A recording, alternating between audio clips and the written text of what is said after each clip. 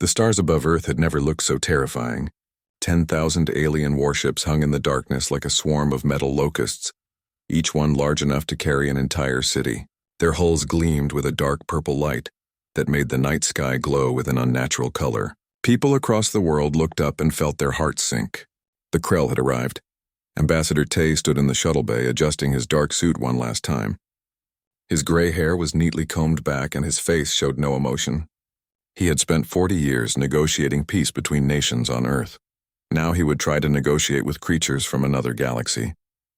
Behind him stood Colonel Hay, a tall woman with sharp eyes and a military uniform covered in medals. Next to her was Dr. Bin, a young scientist who studied alien life. His hands shook slightly as he held his datapad. The shuttle lifted off from Earth and moved toward the largest Krell ship. It took 3 hours to reach it. Through the window, Tay watched his home planet grow smaller. He wondered if he would ever see it again. The blue and green world looked so peaceful from here.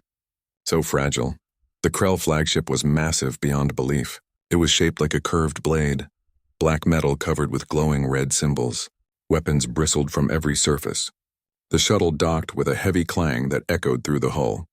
As the door opened, cold air rushed in. It smelled like metal and something else, something organic and wrong. They walked through corridors that seemed designed to make visitors feel small. The ceilings rose high above them and the walls curved in strange angles. Krell soldiers lined the hallway, each one standing over 7 feet tall. Their skin was thick and gray, covered in armored plates. Their eyes were black and emotionless. They watched the humans pass but did not move.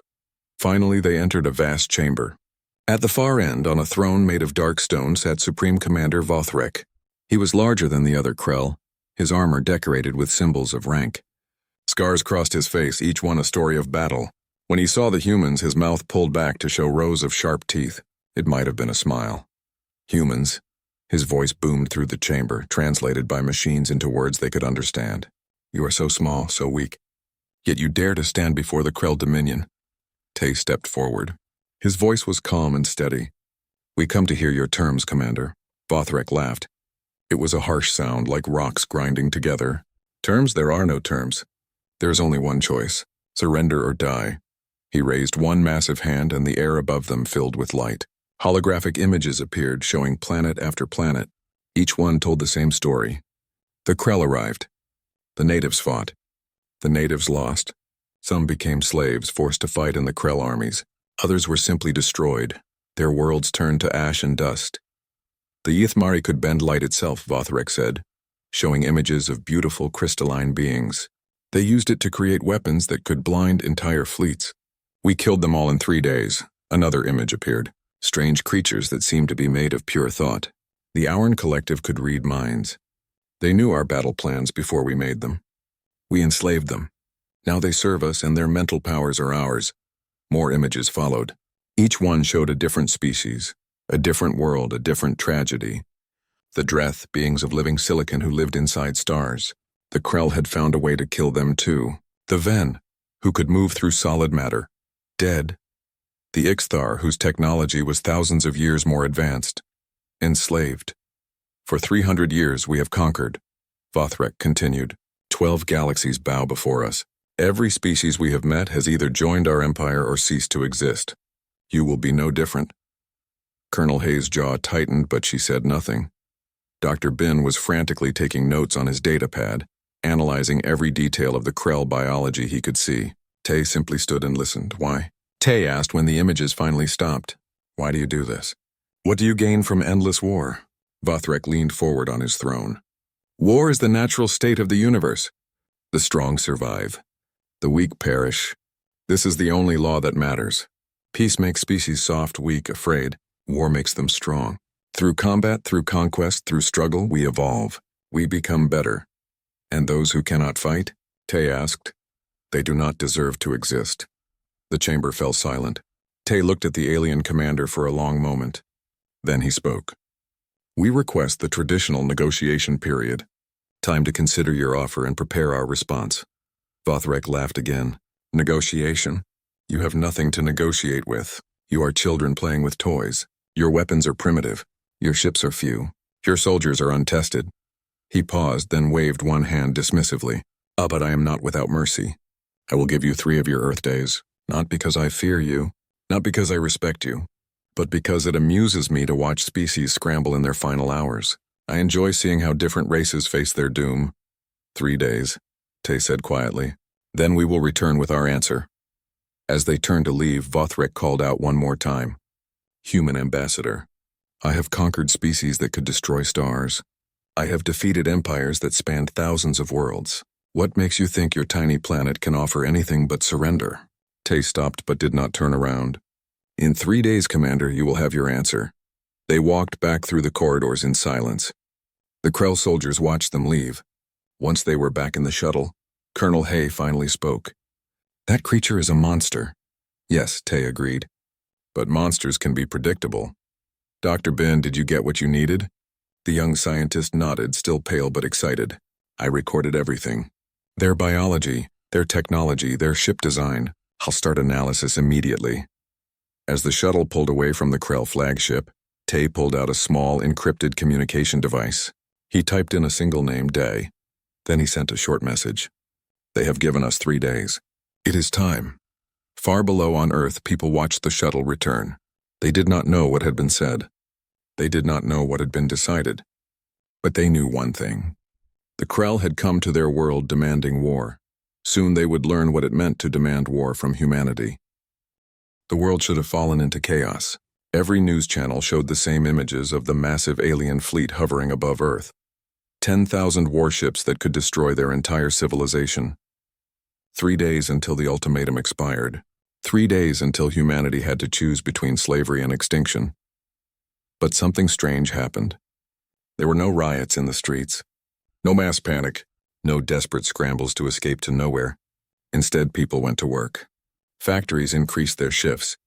Scientists returned to their laboratories. Soldiers reported to their bases. A quiet determination settled over the planet like a calm before a storm that everyone knew was coming. In Geneva, the Global Council gathered in an underground bunker that could survive nuclear war. Representatives from every nation sat around a massive circular table. Screens on the walls showed data streams, satellite feeds, and status reports from around the world. At the head of the table sat President Sol, a woman in her 60s whose steady leadership had guided humanity through countless crises. Today, her face was carved from stone.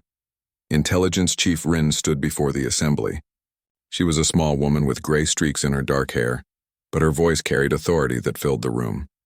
Ladies and gentlemen, I need to tell you something that will change everything you think you know about this situation. She activated the main display. Files appeared, marked with the highest security classifications. 18 months ago, our deep space sensors detected an anomaly in the Epsilon sector. At first, we thought it was a natural phenomenon. We were wrong. It was the Krell fleet, still far beyond our solar system but heading directly toward us. The room erupted in shocked voices. President Sol raised her hand for silence. Continue, Chief Rin. For the past year and a half, we have been preparing. We studied every Krell conquest we could find evidence of in deep space transmissions. We analyzed their tactics, their strategies, their patterns. We discovered something important. The Krell always do the same thing. They arrive. They give an ultimatum. They expect either immediate surrender or a desperate last stand. Then they conquer and move on. Colonel Hai, who had returned from the Krell flagship just hours ago, stood up. They've done this for 300 years. They've perfected it. How does knowing this help us? Rin smiled grimly. Because we had time. Time to prepare. Time to build. Time to create weapons they won't expect. Another screen lit up, showing a location marked deep in the Gobi Desert. Project Severance. Initiated 16 months ago. Completed 2 weeks ago.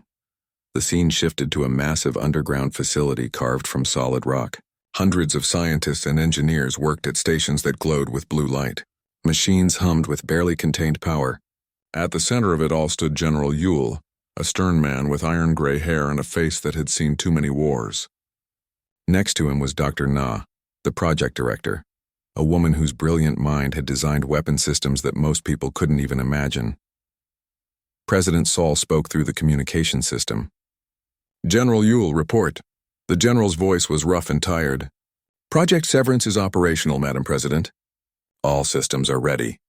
We've been running simulations for months. We believe we have a chance. Just a chance? Someone asked from the council table. Against the Krell? General Yule's laugh was bitter. A chance is more than any other species has had in 3 centuries. Dr. Na stepped forward. We've studied every Krell victory. They rely on overwhelming force and psychological warfare. They expect their enemies to fight conventionally.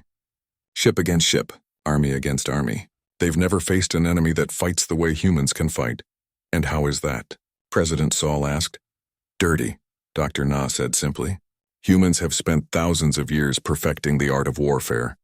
We've fought each other in every way imaginable. We've created weapons so terrible that we nearly destroyed ourselves multiple times. The Krell fight with honor, with tradition, with predictable strategies. We will fight with everything we have, using every trick we've ever learned. At that moment, the door to the council chamber opened. An old man walked in, leaning on a cane. He moved slowly, but his eyes were sharp and clear. Every person in the room recognized him, and a hush fell over the assembly. His name was Day. Once he had been called the Architect. During Earth's last World War, he had designed weapons so devastating that world leaders agreed to end the conflict rather than see them used. For 50 years he had lived in isolation in the mountains, refusing to create instruments of death ever again. But now Dai had returned. President Saul stood. Architect, we did not expect you. Day's voice was soft but carried weight. I swore I would never build weapons again. I have nightmares about the things I created. The things I almost unleashed. He paused, looking around the room. But I have greater nightmares about humanity ceasing to exist. So I have broken my vow. He walked to the display and pulled up new schematics.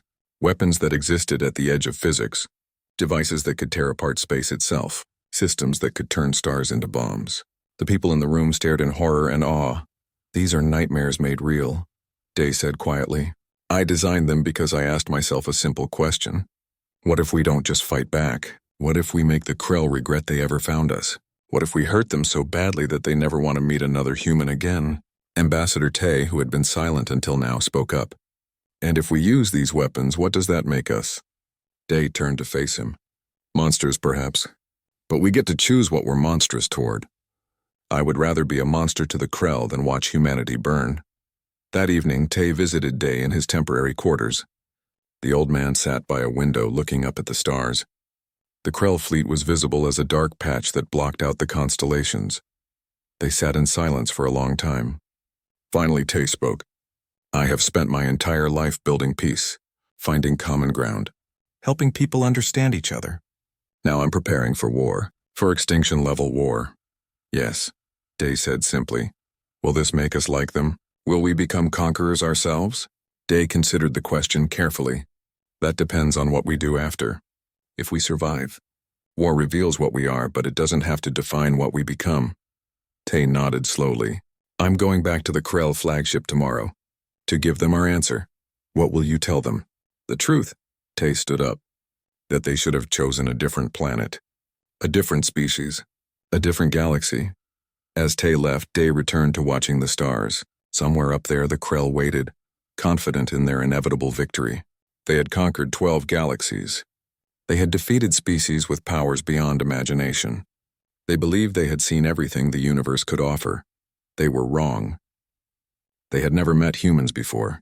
They had never fought a species that had been at war with itself for its entire history.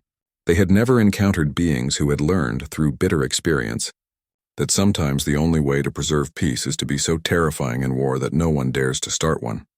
The next morning, Ambassador Tay boarded a shuttle once again. This time he carried humanity's response. It was not written on paper. It was not recorded in a message. It was carried in his voice, in his eyes, in his absolute certainty. The Krell had demanded war. Now they would learn what that truly meant. As the shuttle rose toward the alien fleet, people across Earth stopped their work to watch. They knew somehow that everything was about to change, that the next 3 days would determine whether humanity would survive, or whether they would become just another forgotten species in the Krell's long list of conquests. But they also knew something else. They knew that if humanity fell, they would not fall quietly.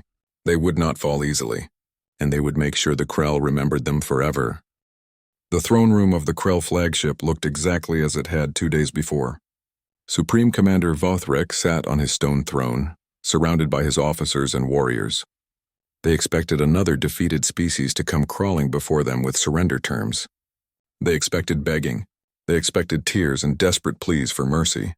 What they got was Ambassador Tay walking into the chamber with his head held high and his eyes clear. Vothrek leaned forward. "Human, have you come to surrender your world?"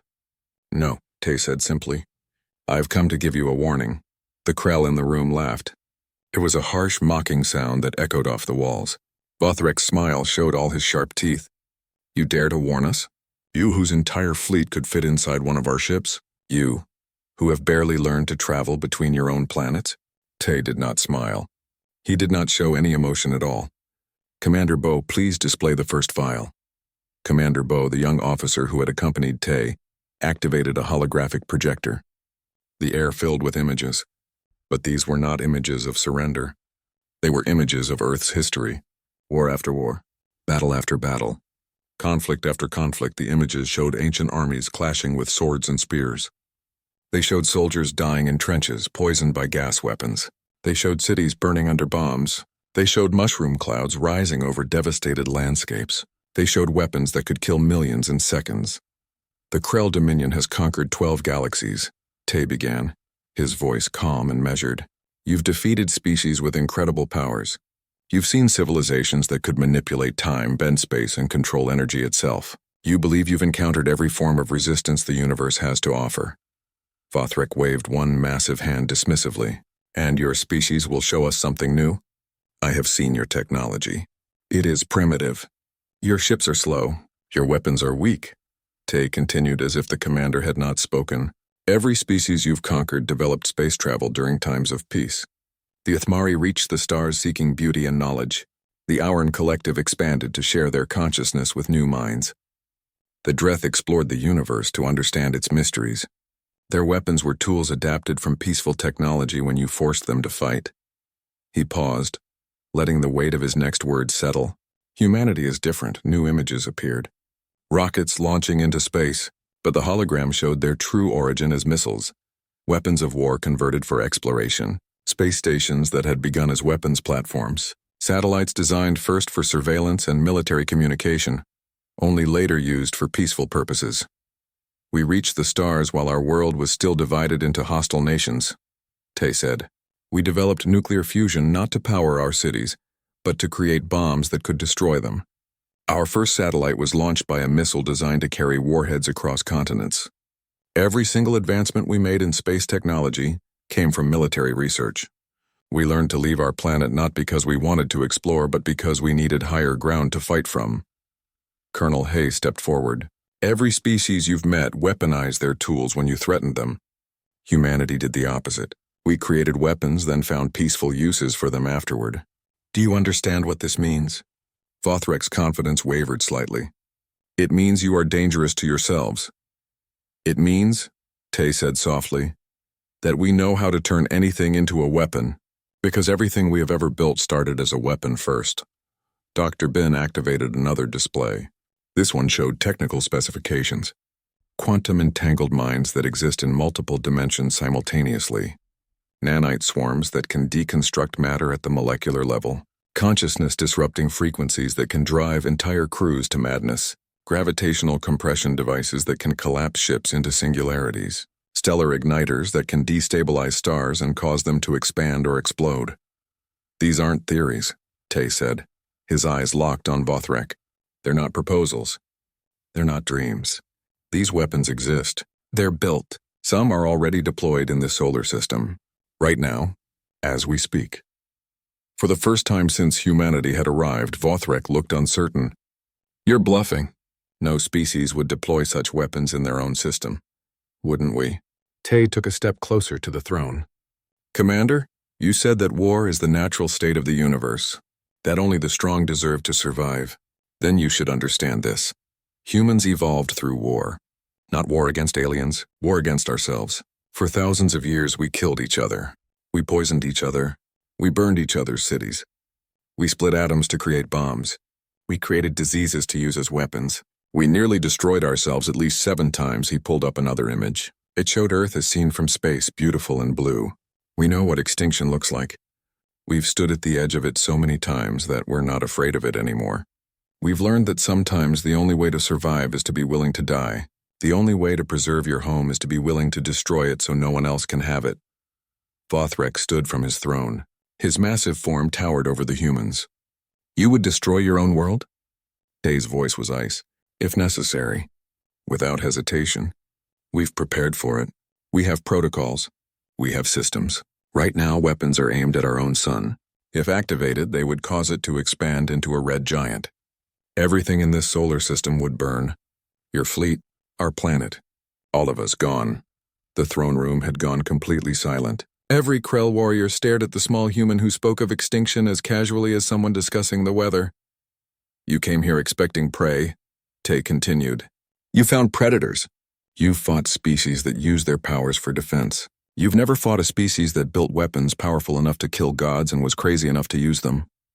He pulled up one final image. It showed the deployment patterns of Earth's defenses. Thousands of weapons scattered throughout the solar system. Mining drones converted to carry explosives. Communication satellites repurposed as electronic warfare platforms. Scientific equipment modified to deliver destruction. You've given us an ultimatum, Tay said. Now I'll give you one. Leave this solar system. Leave now, turn your fleet around and never come back. Or we'll show you what it truly means to fight a species that has spent its entire existence learning how to kill. This isn't a bluff. This isn't bravado. This is a warning from one warrior species to another. You claim war is evolution. We evolved through war. You practice warfare as a philosophy.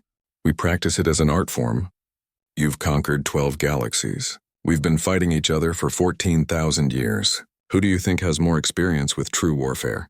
Vothrak's face twisted with rage and something else, something he had not felt in 300 years of conquest. Doubt, fear. But pride and centuries of victory pushed those feelings down. You have 1 day remaining. Then we begin orbital bombardment. We'll turn your cities to ash. We'll boil your oceans. We'll crack your planet open. And when we're done, we'll hunt down every human ship, every colony, every last trace of your species, and we'll erase you from history. Tay nodded slowly. So you choose war. We always choose war.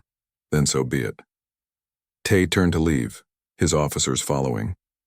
At the doorway, he stopped and looked back one last time. Commander Vothrak, you've conquered countless species. You've destroyed civilizations. You've enslaved worlds. But you made one critical mistake, and what is that? Vothrak snarled. You gave us 3 days to prepare. 3 days to position our weapons. 3 days to finalize our plans. 3 days to make peace with what we're about to do. Tay's face was grim. The species you conquered before had peace in their hearts and war forced upon them. Humans have war in our hearts and learned peace despite it. When you force us to return to what we are naturally, you won't like what you find. Remember this moment, Commander. Remember that we warned you. Remember that we gave you the chance to leave. Remember that everything that happens next, you brought upon yourself. As the humans walked back through the corridors toward their shuttle, Krell soldiers watched them pass. These small beings no longer looked helpless. They looked dangerous. On the shuttle ride back to Earth, Colonel Hayes spoke. Do you think he'll back down? Tay shook his head. No, the Krell have never retreated. Pride won't let them. 300 years of victory won't let them. Then we're going to war, Dr. Bin said quietly. Yes. Tay looked out at the Krell fleet, thousands of ships that would soon be trying to destroy his home, a war like they've never seen before. The shuttle descended toward Earth. Below, billions of people waited.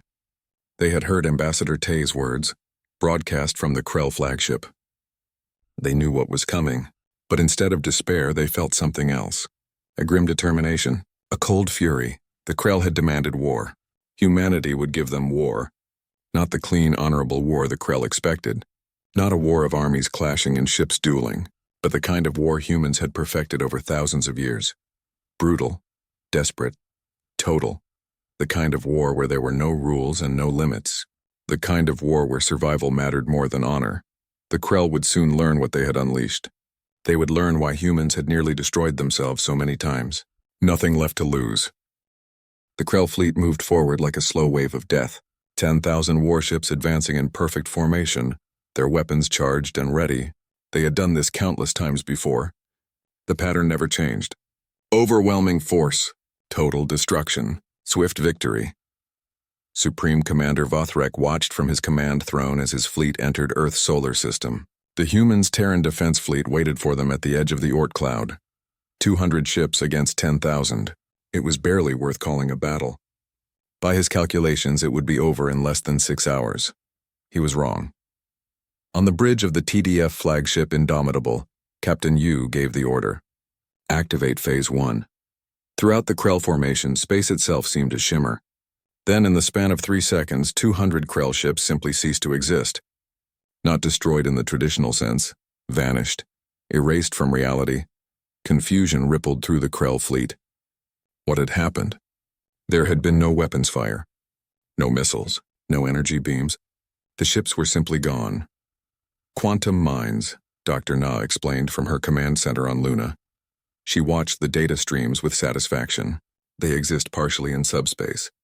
We scattered thousands of them throughout the area where we predicted the Krell would position their fleet. When activated, they shift into normal space, occupying the same coordinates as their target. The two objects can't exist in the same space. The result is mutual annihilation at the quantum level. The Krell fleet immediately changed formation, spreading out to minimize the risk. This was good tactics. This was smart. This was exactly what humanity had predicted they would do. Phase 2. General Yule ordered from his command post buried deep under the Gobi Desert. Hundreds of automated stations throughout the solar system activated. Each one released a cloud of nanites, microscopic machines smaller than bacteria. To the Krell sensors, they looked like space dust, harmless debris, but they were anything but harmless. The nanites began spreading through space, carried by solar wind and gravitational currents. They were designed with one purpose: find Krell ships and get inside them. The Krell hulls were strong, designed to withstand weapons that could crack planets. But the nanites didn't attack the hulls. They simply passed through, treating the metal as if it wasn't there. Once inside, the real work began. The nanites didn't destroy systems. That would be too obvious. Instead, they caused malfunctions. A navigation computer would miscalculate by tiny amounts. A weapons array would take a fraction of a second longer to fire. Life support systems would work perfectly, but use twice as much power. Communication systems would have strange delays. None of these problems were fatal, but together they were devastating. Krell ships had to constantly stop and repair systems. Maintenance crews worked around the clock. The fleet's advance, which should have been swift and unstoppable, slowed to a crawl. Vothrek roared in frustration. What are they doing to us? His chief engineer, a Krell named Thex, examined the data. Commander, we're detecting some kind of microscopic machines throughout the fleet. They're interfering with our systems. We can remove them, but it takes time. And more keep coming. Then clean them out. All of them. Sir, at current rates, it will take 3 weeks to completely purge the fleet. 3 weeks. Vothrek's claws dug into the arms of his throne. 3 weeks while they were barely a quarter of the way through the solar system. This was unacceptable. This was humiliating. No species had ever slowed his advance like this. All ships, maximum speed, he commanded. We pushed through. Ignore the malfunctions. We don't need perfect systems to destroy one primitive world. The fleet surged forward, but the human ships refused to engage directly. They darted in and out of asteroid fields, using the debris as cover. They launched missiles from unexpected angles. They used hit-and-run tactics, striking and then vanishing before the Krell could respond. It was frustrating. It was dishonorable. It was effective. On Earth, the preparation continued. Every major city had been transformed. Skyscrapers were reinforced with military-grade armor. Underground shelters could hold millions. Surface-to-space weapons were positioned on every continent. The oceans themselves had been turned into defensive positions, with submarines carrying enough firepower to devastate any landing force. General Yule walked through the command center, watching hundreds of screens showing the battle in space. The Krell are adapting.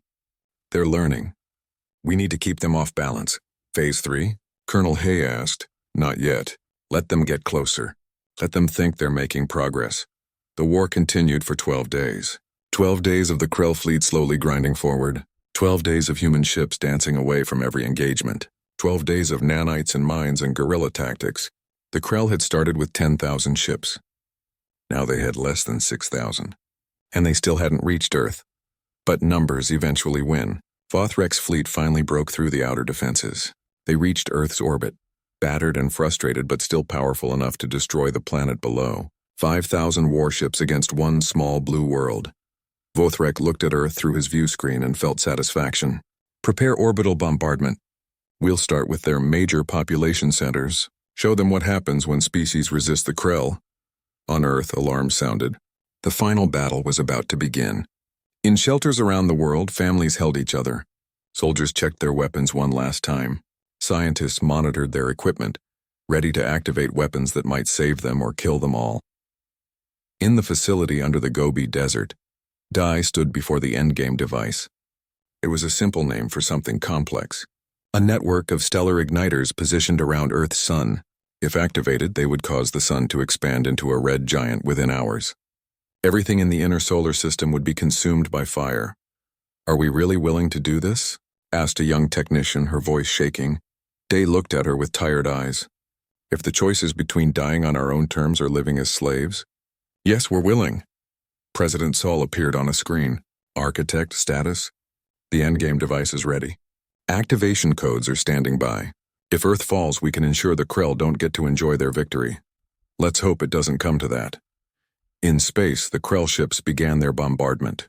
Energy beams lanced down toward the planet. But Earth's defenses were stronger than they appeared.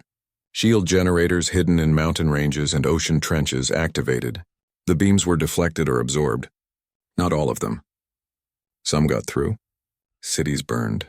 People died. But Earth did not break. "Impossible," Vothrek muttered. "How are they doing this?" "They've been preparing, Commander," Thek said. "While we were fighting through their outer defenses, they were strengthening their inner ones. We underestimated them." The word underestimated hung in the air like an accusation. Vothrek had conquered 12 galaxies. He had defeated species with godlike powers, and now he was being held at bay by a species that had barely learned to leave their own planet. "All ships focus fire on one location," he ordered. "We'll break through by concentrating our power. Then we'll land troops and take the planet city by city if we must." As the Krell fleet repositioned, Ambassador Tay sat in a secure bunker in Geneva. In front of him was a communication terminal. On the screen was Supreme Commander Vothrek's face, filled with rage and something else. Recognition. The Krell commander was starting to understand. "You should have listened," Tay said quietly. Vothrek's response was immediate. "This changes nothing. We will win." "We always win." "Perhaps," Tay acknowledged. "You have more ships, more weapons, more experience. But we have something you don't understand. We have conviction. We know what we're fighting for, and we're willing to do absolutely anything to protect it." Behind Tay, screens showed the battle raging in orbit. They showed Krell ships burning. They showed human defenses holding. They showed a planet that refused to surrender. "You wanted to see what makes humanity different," Tay continued. "You wanted to understand why we warned you. Now you're learning. We don't just fight to win. We fight to make sure our enemies regret ever challenging us. We fight to send a message. We fight so that even if we lose, whoever comes after will think twice before threatening Earth." Vothrek's face twisted with rage. He cut the transmission. On the Indomitable, Captain Yu watched her sensors. The Krell were repositioning their fleet, concentrating their fire. They were adapting, learning, becoming more efficient. Eventually, they would break through. Numbers always won in the end. "Captain," her communications officer called out, "we're receiving a signal. It's Ambassador Tay. He says it's time." Yu nodded grimly. "All ships begin Phase 4. Throughout the human fleet, crews activated their final weapon systems. These weren't conventional weapons. These were the nightmares that Day had designed. The horrors that humanity had built in their desperate preparation. The Krell were about to learn what it meant when humans stopped holding back. They were about to discover why a species that had nearly destroyed itself multiple times was the most dangerous enemy they had ever faced. The real war was about to begin. Ambassador Tay's face appeared on every screen of every Krell ship simultaneously. The Krell tried to cut the transmission. They couldn't. Humanity had spent 2 weeks infiltrating their systems with nanites. Now those same nanites controlled their communications. Behind Tay, through observation windows, Earth was visible. Battered, burning in places, but still intact, still fighting. Cities that should have been destroyed still stood, Defenses that should have failed still held. "You've conquered 12 galaxies," Tay began, his voice calm despite everything. "Right. You've enslaved countless species.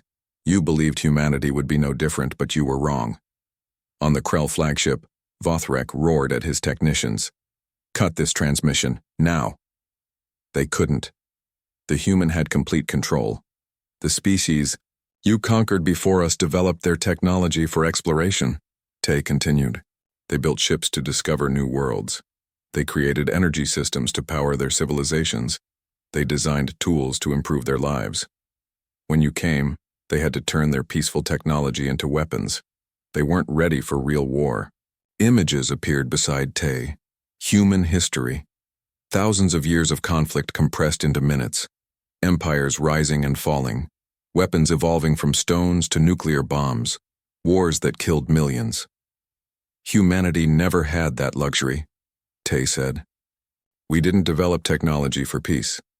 We developed it for war and then found peaceful uses later. Our rockets were missiles first.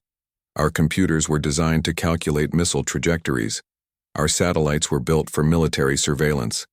Our nuclear plants came from bombs. Everything we have, everything we've built started as a weapon." On the bridge of the Indomitable, Captain Yu watched the Krell fleet carefully. They were still fighting, still firing, but confusion was spreading through their ranks. "Good. This means something you didn't understand," Tay continued. "We know how to weaponize anything, not just technology, information, psychology, even our own weaknesses. We've spent thousands of years learning how to hurt each other. Now we're using those lessons on you." Suddenly, every Krell ship received a massive data upload. Billions of files. Complete records of human warfare, strategic analyses, tactical manuals, weapons specifications, psychological warfare techniques. 14,000 years of accumulated knowledge about how to kill, destroy, and dominate. But that wasn't the important part. Mixed in with the human data was something else. Information extracted from the Krell's own databases. The locations of every Krell facility in 12 galaxies. Maps of their supply lines. Weak points in their defenses. Communications codes. Command structures. Everything. And this information wasn't just being sent to the Krell. It was being broadcast across 12 galaxies. To every enslaved species. To every neutral civilization. To everyone. On a world called Heth, enslaved crystalline beings received the transmission. They learned where their Krell overseers kept their weapons, where the security systems had blind spots, how to disable the control collars that prevented them from using their light-bending powers. Within hours, the first rebellion began. On Uern Prime, the telepathic collective that had been forced to serve the Krell suddenly had information they needed. Tactical data, structural weaknesses, and most importantly, they learned they weren't alone. Humanity had resisted. Humanity had hurt the mighty Krell fleet. If one species could fight back, maybe others could too. Across 12 galaxies on hundreds of worlds, enslaved species looked at the data from Earth and felt something they hadn't felt in centuries. Hope. "You've spent 300 years building an empire," Tay said, still broadcasting to the Krell fleet. "You did it through intimidation, through overwhelming force, through making every species believe resistance was impossible. We just proved it wasn't impossible. We showed every species you've conquered that the Krell can bleed, that the Krell can be hurt, that the Krell can be beaten." Vothrek's face was a mask of rage. "You've doomed your species. We will hunt every human across the stars. We'll make you a legend of what happens when you resist the Krell." "Perhaps," Tay acknowledged.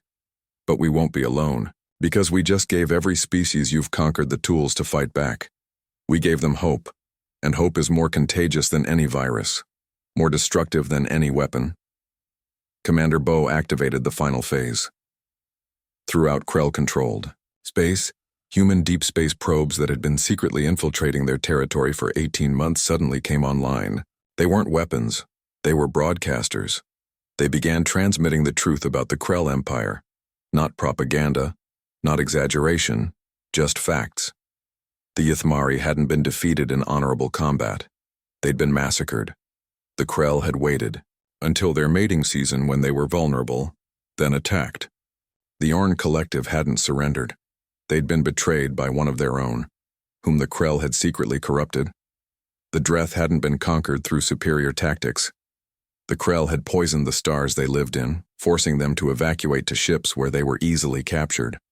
Every conquest had a dark secret. Every victory had been won through treachery, timing, or targeting the helpless. The Krell's reputation as unbeatable warriors was built on carefully managed lies, and now everyone knew. "You wanted to teach us about war," Tay said. "But we've been at war since we learned to think. We didn't just fight you, we studied you. While your fleet was advancing, our nanites were copying your databases. While you were destroying our outer defenses, we were learning everything about you. You gave us 3 days. That was your first mistake. Your second was underestimating what we'd do with that time." Across the Krell Empire, rebellions erupted. Not coordinated, not planned, but simultaneous. Enslaved soldiers turned on their overseers. Conquered worlds attacked their occupiers. Supply convoys were ambushed. Communications networks were sabotaged. The mighty Krell Dominion, which had stood for 3 centuries, began to shake at its foundations. "You demanded war," Tay said quietly. "We gave you something worse. We revealed the truth. That your empire is built on fear and lies.